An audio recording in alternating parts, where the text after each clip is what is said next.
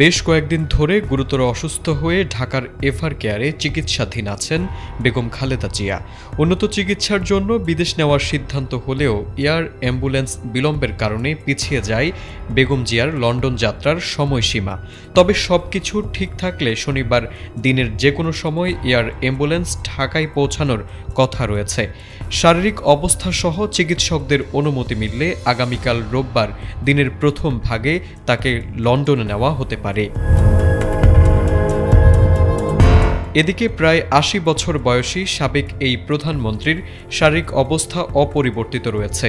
গতকাল শুক্রবার সকালে লন্ডন থেকে দেশে ফিরেই শাশুড়ি খালেদা জিয়ার শয্যা পাশে যান পুত্রবধূ ডাক্তার জোবায়দা রহমান। এদিন বিএনপি চেয়ারপারসনের রোগমুক্তি কামনায় সারা দেশে মসজিদে মসজিদে জুমার নামাজ শেষে দোয়া প্রার্থনা করা হয়েছে। গত ২৩ নভেম্বর ঢাকার এফআর কেয়ার হাসপাতালে ভর্তি হন খালেদা জিয়া। ২৭ নভেম্বর থেকে অত্যন্ত সংকটাপন্ন অবস্থায় তিনি ওই হাসপাতালের সিসিইউতে চিকিৎসাধীন আছেন। তার শারীরিক অবস্থা অপরিবর্তিত থাকলেও চিকিৎসকদের ডাকে সাড়া দিচ্ছেন। দেশি বিদেশি চিকিৎসকদের তত্ত্বাবধানে অত্যন্ত নিখুঁতভাবে তার চিকিৎসা চলছে। হাসপাতাল সূত্র জানিয়েছে, শুক্রবার সন্ধ্যার পর খালেদা জিয়ার এন্ডোস্কোপি করা হয়। পরে তার আরেকটি মাইনর অপারেশন সম্পন্ন হয়। রাতে দেশি বিদেশি বিশেষজ্ঞ চিকিৎসক সহ মেডিকেল বোর্ড বৈঠক করবে।